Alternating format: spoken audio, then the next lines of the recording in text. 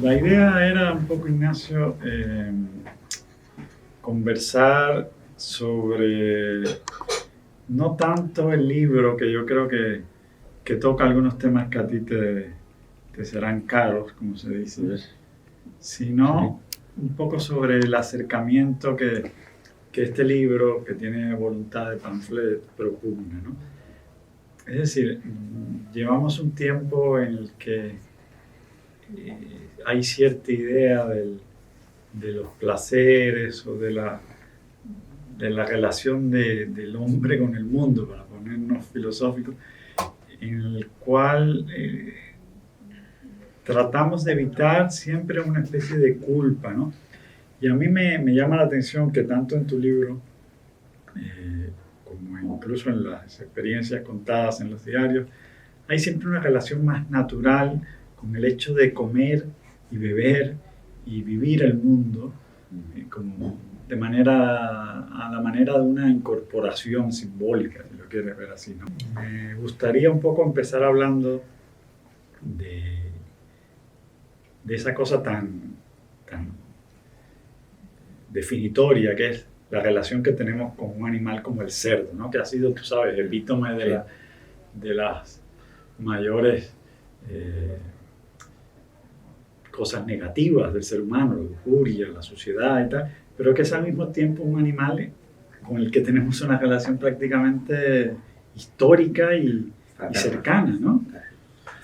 Es muy curioso lo que dices y debo decir que como intuición inicial y chispazo, al margen de lo feliz de la resolución, eh, tu libro es ya un acierto, porque hay una fraternidad, hay una relación estrecha, ¿no?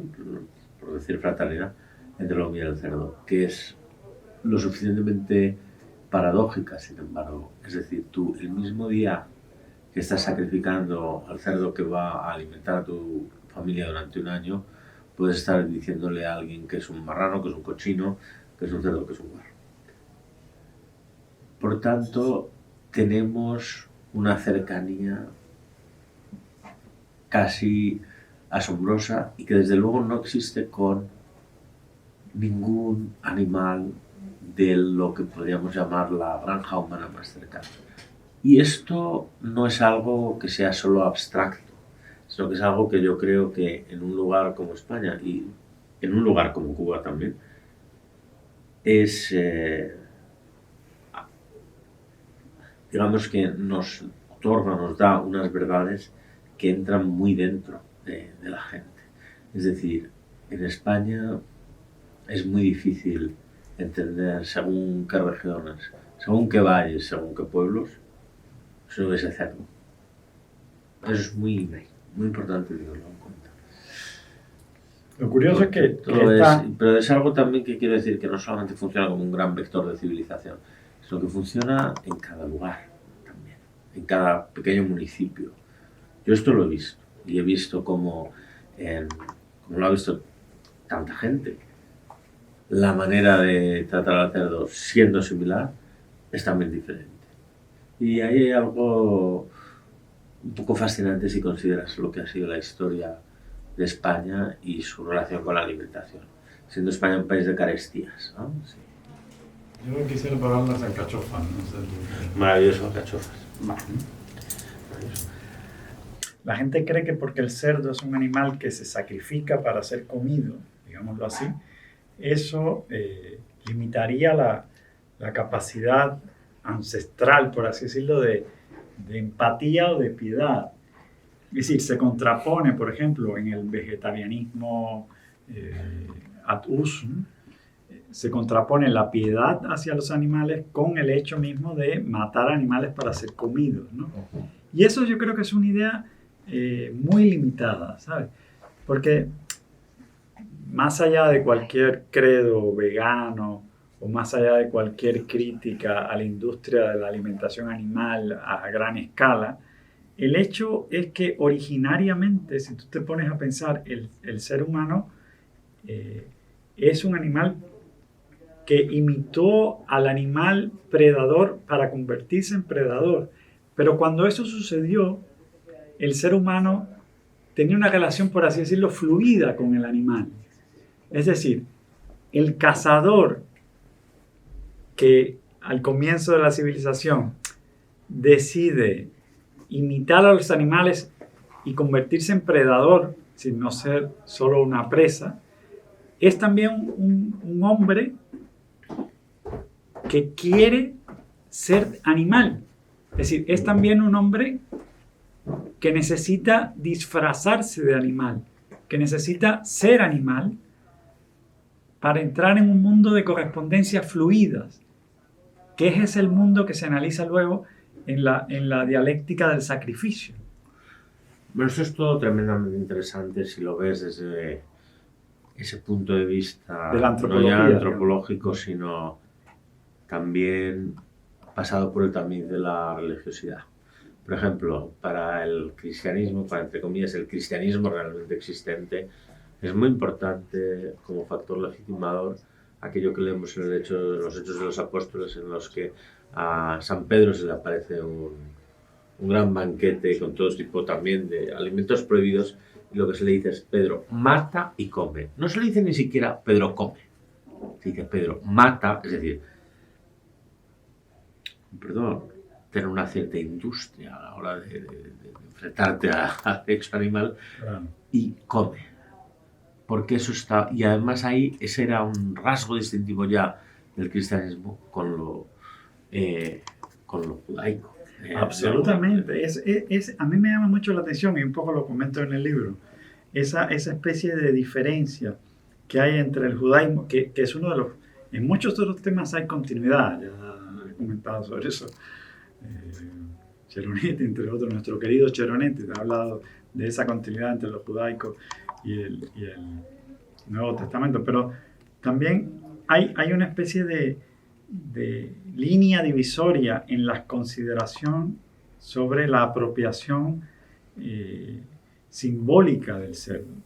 Es decir, es muy curioso que la cultura judaica en la que el cerdo es tabú no sea definitoria a la hora de juzgar la cultura católica sobre el animal y sobre la devoración, el acto mismo de comer. Porque comer, ese mata y come, como tú bien citabas, implica una especie de proceso de percogitación, de pensamiento, absolutamente. Es decir, hay una especie de necesidad de trazar una frontera entre el mundo y el ser humano. Lo que pasa es que creo que en el caso del cerdo era una especie de gran despensa de la cual la naturaleza parecía dotarte.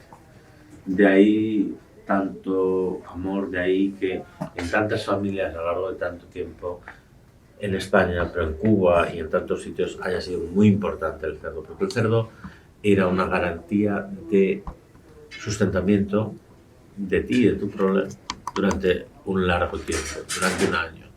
Pues, es decir, tú curabas los jamones, curabas las costillas, muchas cosas. Es verdad que además te daba un gran placer gastronómico, pero lo que te daba era una despensa de abundancia. Y eso era muy importante. También había una importancia, como tú sabes perfectísimamente, ritual. Y yo quiero decir que eso lo hemos visto nosotros. Tú lo cuentas en tu libro, aquellas matanzas. Yo he visto las mismas. Hay algo... Todo lo que decimos del cerdo que tenga un punto antropológico es que hay una profunda simpatía entre ellos y nosotros.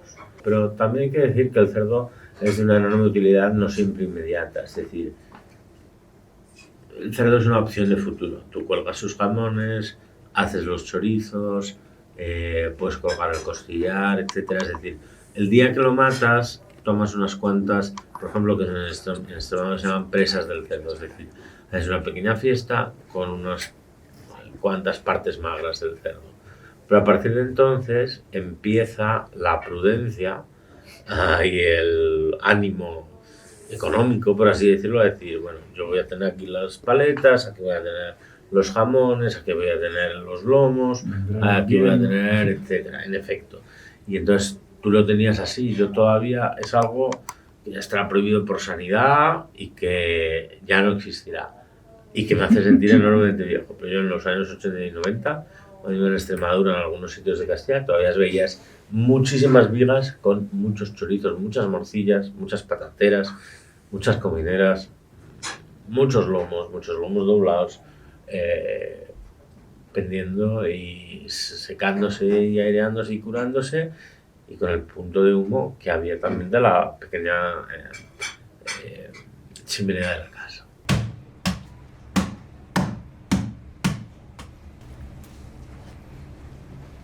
En el cerdo se resumen toda una serie de rituales evidentes, porque desde un punto de vista moralista, toda la idea del sacrificio del animal para ser comido se ve como una especie de ritual sangriento, salvaje. Se intenta culturalizar al ser humano, excluyéndolo de ese mundo de puro sacrificio. Pero también es verdad que en todo eso también hay una dimensión importante de lo simbólico, ¿no? Hay una dimensión muy importante de lo simbólico y a mí me entusiasma la plasmación más cercana que tiene realmente a veces. Es decir, cómo la gente sabe hacer un día de fiesta con el cerdo, incluso las personas más humildes, como ¿no? tienen todos ese sentimiento de la fiesta. Ya, ese es el problema, que muchas de las referencias o de las críticas del activismo por los derechos de los animales y tal, o de las invocaciones a esa cultura de la piedad, muchas de esas referencias vienen de un mundo en el que solo existen los mataderos industriales en la peor de sus variantes posibles. Claro, pero eso, perdón, yo creo que eso es, como dirían ahora, eso es bullshit, porque ya tienes toda una serie de leyes que protegen a los animales, que los protegen por una cosa, porque hay una enorme percepción en el ser humano de que tú eres mejor ser humano cuanto mejor tratas a un animal. Y eso es algo que es también una intuición incluso profundamente cristiana, de alguna manera, y que es absolutamente compatible con, por ejemplo, el lugar en el que yo milito, que es que creo que en el fondo el hombre es verdad que reclama para sí un sitial como rey de la creación. Sin duda existe ese giro. Hoy en día la ciencia ha avanzado sobre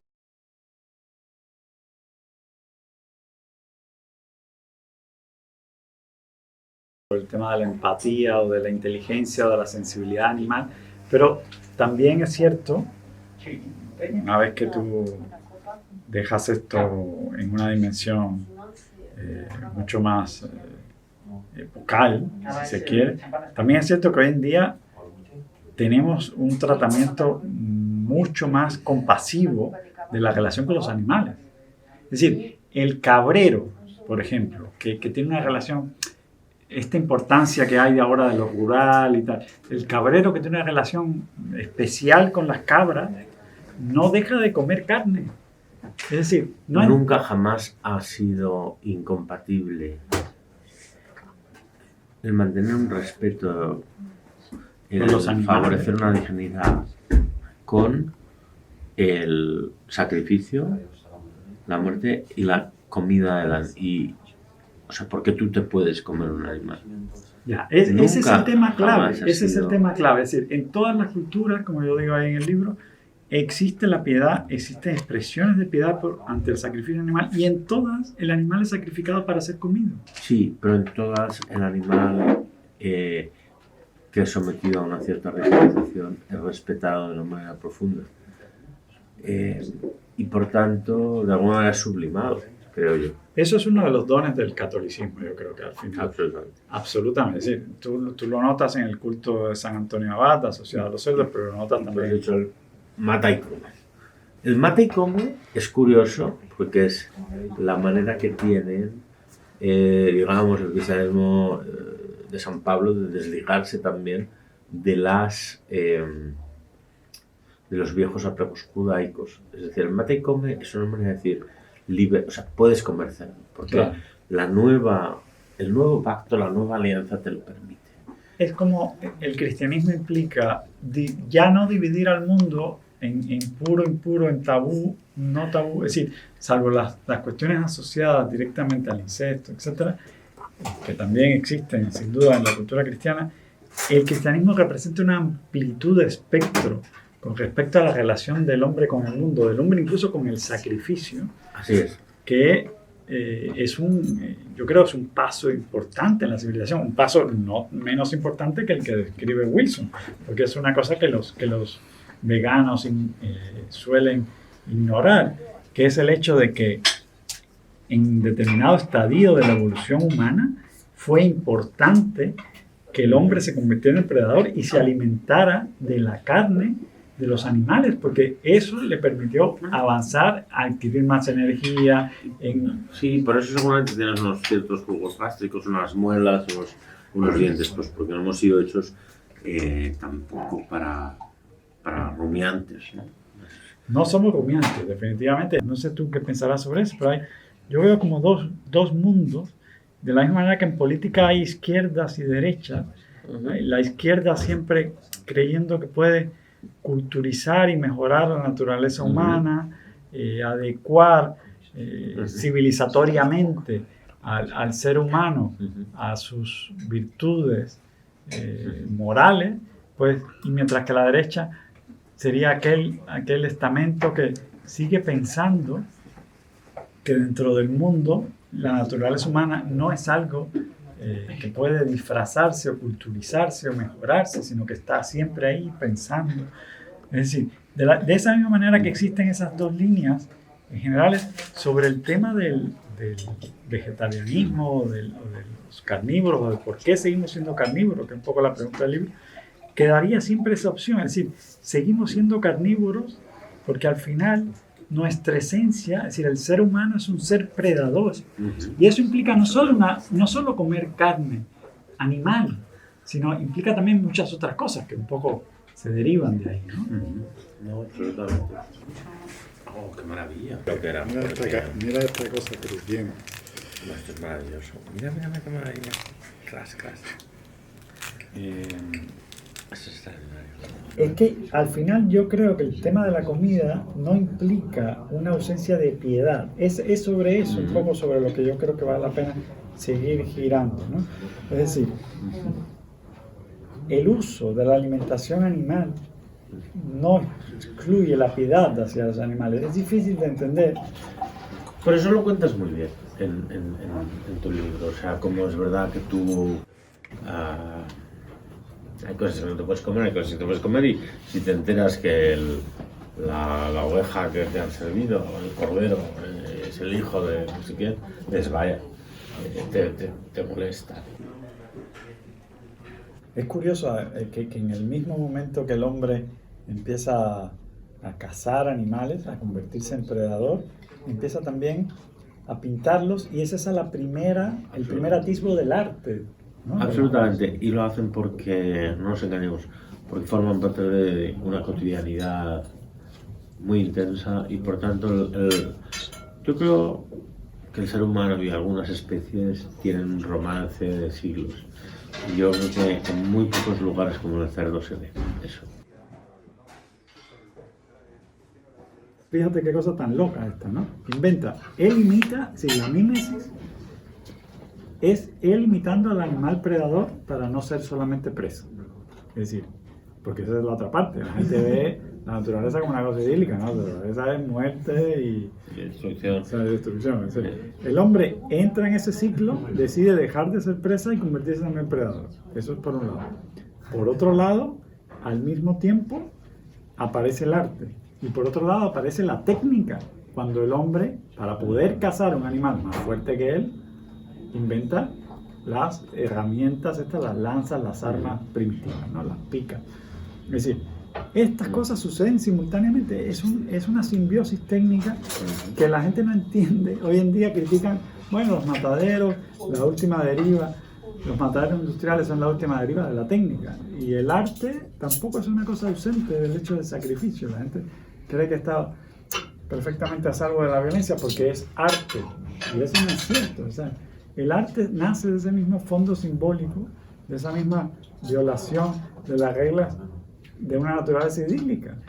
¿Sí? Porque eso es el hombre, eso es la civilización.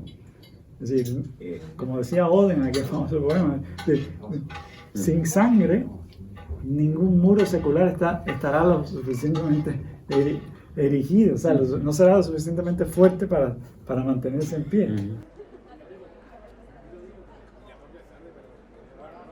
Yo he disfrutado mucho leyendo tus libros, pero sobre todo he disfrutado mucho con una visión en la que la relación entre el hombre y el mundo es mucho más fluida que esta idea actual de la constricción permanente, ¿no? Que nos sentimos obligados a estar todo el tiempo pidiendo disculpas. No sé a ti, ¿qué te parece, no? Absolutamente, cuando precisamente lo que vemos en la relación del cerdo con el hombre en España y en Cuba, por ejemplo, es de una enorme complicidad, de alguna manera, y respeto. Bueno, yo creo que hay un afán casi religioso en cierto neopuritanismo, que no solo tiene que ver con la comida, pero que también tiene que ver con la comida, la cual lo que quieren es quitar cualquier cosa hedónica y significativa en la relación del ser humano con la realidad. Lleva siglos así, nunca han logrado esterilizar del todo la vida, ojalá nunca se pueda, y sobre todo por honrar también el cochinillo que nos hemos comido. Por supuesto.